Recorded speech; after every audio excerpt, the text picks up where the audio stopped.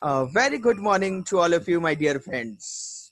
This is Shafiq Ahmed, and you're all welcome to your favorite YouTube channel. Let's learn together. A very warm welcome to all of you and welcome back to the channel. And our last and final topic for the chapter, the rise of nationalism and in Europe, is here. And the next topic and the last one is what? Nationalism and imperialism.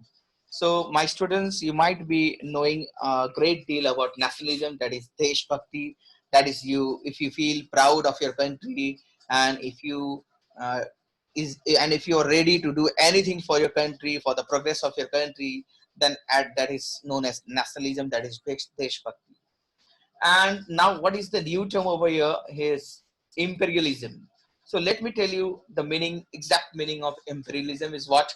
That extending power with the use of military in a particular region. Means if your country is trying to capture another country's particular portion or a plot of land of another country, and if your country is trying to capture another country with the use of military, that is not by talking. Using of military means what? By fighting, by war. So if some country is trying to capture or extend its power to a particular region, to another region which region does not belong to that particular country, and if that country is trying to extend its power in that particular another country's region with the use of military, that is known as imperialism. यानी अगर आपका country जबरदस्ती military का इस्तेमाल कर कर दूसरे country पर कब्जा करना चाहता है या दूसरे की जगह पर एरिया में कब्जा करना चाहता है मिलिट्री का इस्तेमाल करके, that is known as imperialism. So extending power with the use of military, mind it, that with the use of military in a particular region, that is known as imperialism. Now, why we are learning this topic? Because that was one of the scene during 1871. You can see after 1871, the most serious source of nationalist tension in Europe after 1871 was the area called the Balkans. Now, that is quite famous in history, and that is really a quite uh, question which comes very regularly in your board exam also, regarding one question regarding Balkan region. So the nationalist tension in Europe was there in the area known as Balkans. That is after 1871. Nationalist tension. Any people were in tension, the countries were in tension. Tension means what? They wanted to get freedom from someone who is capturing their country. So nationalist sentiment were there in the Balkan regions. And who are those? Who are the countries? Who are the countries which are there in the Balkan region? Let me show you with the help of a hyperlink also, my dear students. Let me show you that. Yes, it's working. So it is a region of geographical as well as cultural variation. When geographically and culturally also, there is a big variation there. You can see, my dear students, over here. These are the regions which are there in the Balkans. You can see Romania, Serbia, Bulgaria, Turkey, Greece. All these are the countries which are there in the Balkan region at that time. So let me get in more detail about this one. Okay. Now, the Balkan region, which we have just seen, geographically and culturally, there was a lot of variation. Means people of different languages, people of different customs and culture, traditions were living there. People of different religions, they are all living there in those Balkan regions. So, in modern day, if you ask me, what are those countries which are those countries which were there in the Balkans? So, those are Romania. You can see here over here, the written is written clearly there. Romania was there, Bulgaria, Albania was also there, my dear students. Albania, remember, try to remember few names. Romania, Bulgaria, Albania, Greece, Macedonia, Croatia, Bosnia, Herzegovina, Slovenia, Serbia, and Montenegro. And whose inhabitants, means the people who were living in these areas, were broadly known as the Slavs, Slavs. So the people who were living in the Balkan region, they were known as Slavs also. And these are the countries, these are the modern countries which were modern day name of these countries which were there inside the Balkans, which were, I am saying, which were a large part of the Balkans was under the control of Ottoman Empire. That is, Muslim rule was there. Ottoman Empire was there in large part of the Balkans. Means in many of the countries that you are seeing over here, the rule was from the Ottoman Empire. Ottoman Empire was ruling there. So the spread of the ideas of the romantic nationalism, means people were having love with their country, that is romantic nationalism. They were sharing their love with the help of their culture also, that is romantic nationalism. So the spread of these ideas of the romantic nationalism that we have learned in this chapter only about romanticism, that was a topic in this chapter only. So the people were having these ideas of romantic nationalism, that they were having love with their country. So the people in the Balkans were having this romantic nationalism, and the breakdown of the Ottoman Empire made this region very, very explosive. Means these regions, these countries was trying to get independence from this Ottoman Empire. So the news of this, that they are trying to get separated from the Ottoman Empire, and it was just spreading out on all the countries of all these countries were trying at the same time that they were trying to get independence from the Ottoman Empire. So it was a very explosive region at that time. Means people were fighting and each country was trying to capture another one. So it was very explosive at that time after 1871. One by one, you can see over here, they broke away from its control. From its control means from the control of Ottoman Empire. Means all these countries, one by one, they broke away from their control of Ottoman Empire and declared themselves that they are independent from now. So the news used to spread out everywhere that now these countries are not the slaves, they are not under the Ottoman Empire. So the Balkan people based their claims, so that they were just claiming for independence or political rights on nationality. They were saying that it is their nation and they are not going to let anyone rule over them like Ottoman Empire. So the people of Balkan were just claiming their independence or political rights on the basis of nationality.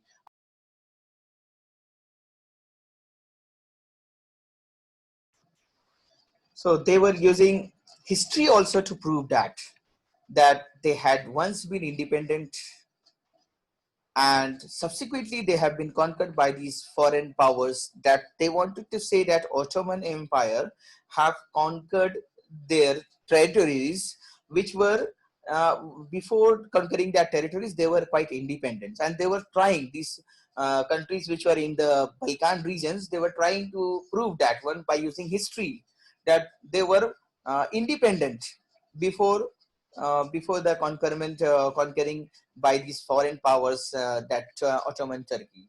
So they were just trying to prove this one, and the nationalities in the Balkans attempted to win back their long lost independence. So they were trying to say that they have lost their independence because of the foreign powers, and now they are eager to get their independence back, so that no one can rule over them. They will rule themselves.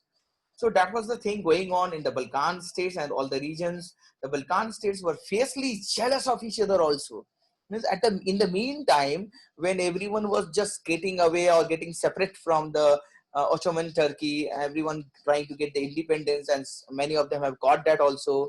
So at the same time, they were just jealous of each other also. Means each other of the countries were jealous of each other. And why they were jealous?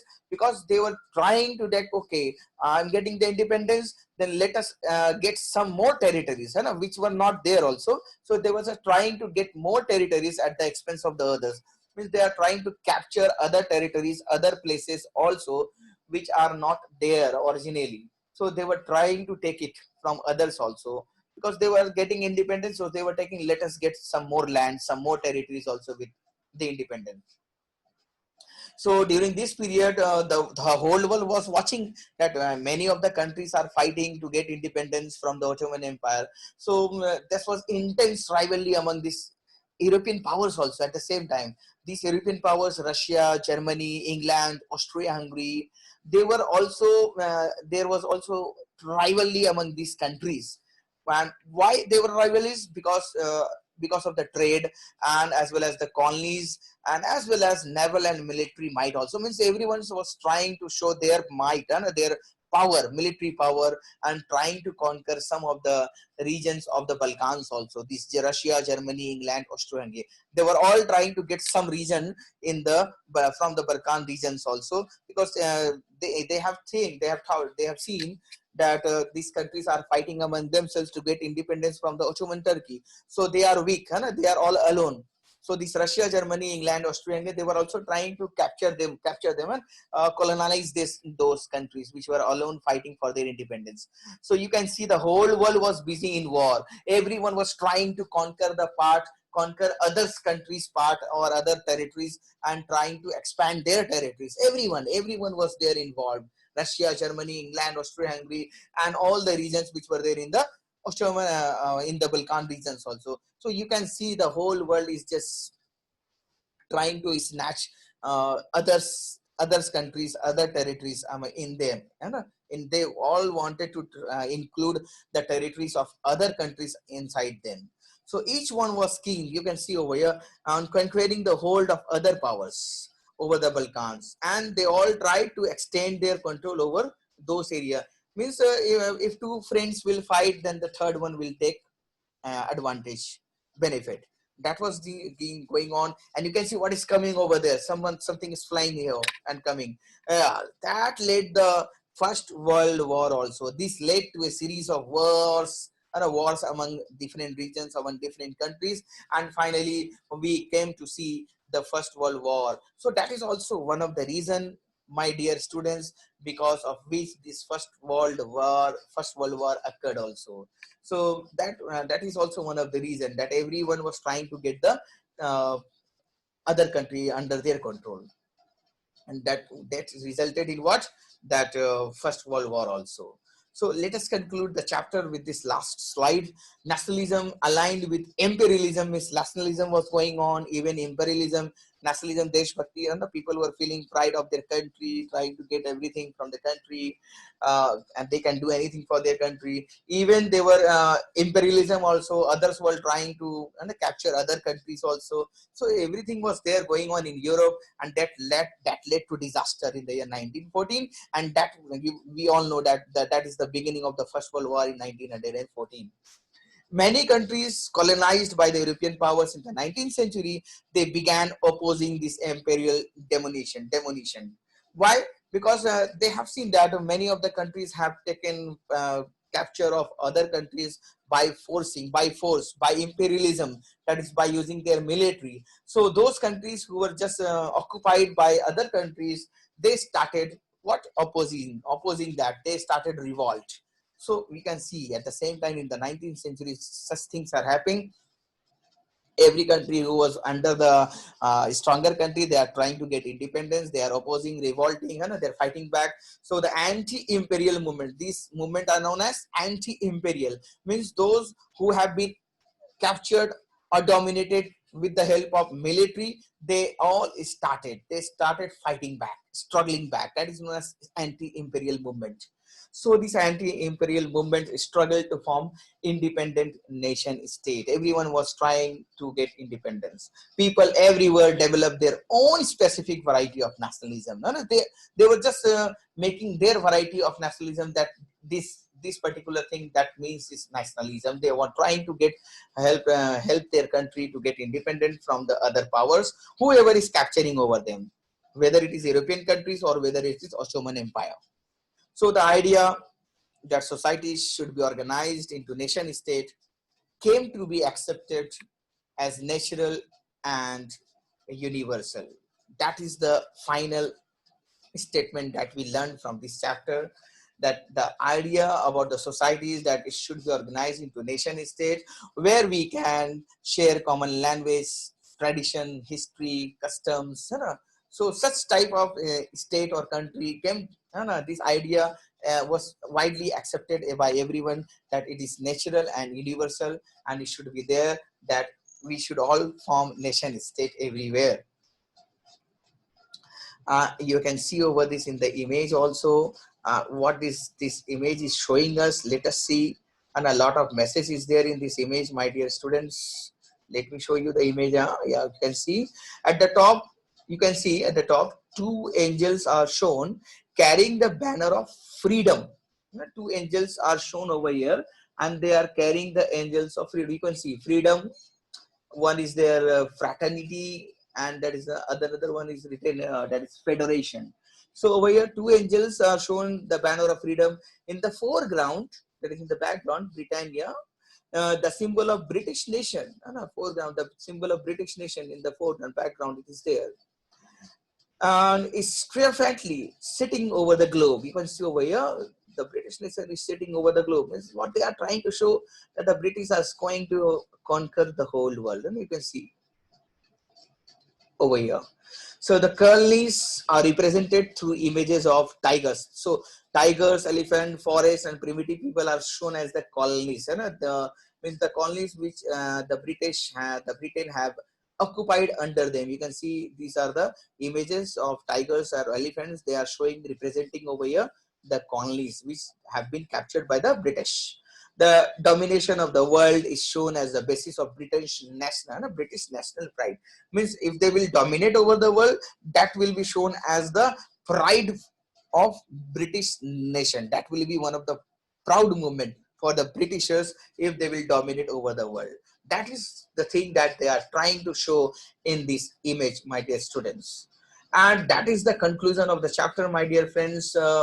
Let me give you some questions also, so that you can prepare your notes. By answering these questions, you can prepare the notes.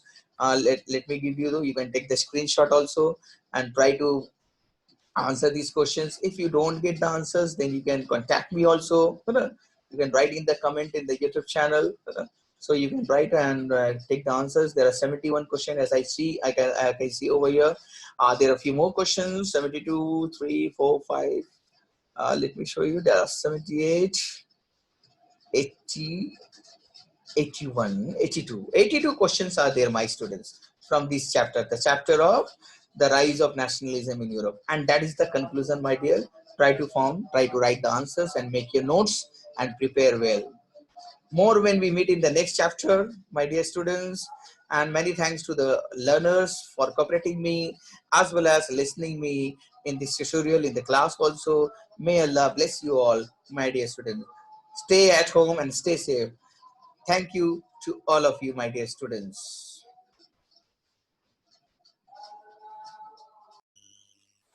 Hope that you have liked the video, and we will meet again in our next video release of the tutorial. And if you are new to this channel, please subscribe the channel and press the bell icon to get the information of the next release of the tutorial. Please share it with your friends and others also. Thank you for the time being. Take care. Stay at home. Bye bye. Take care.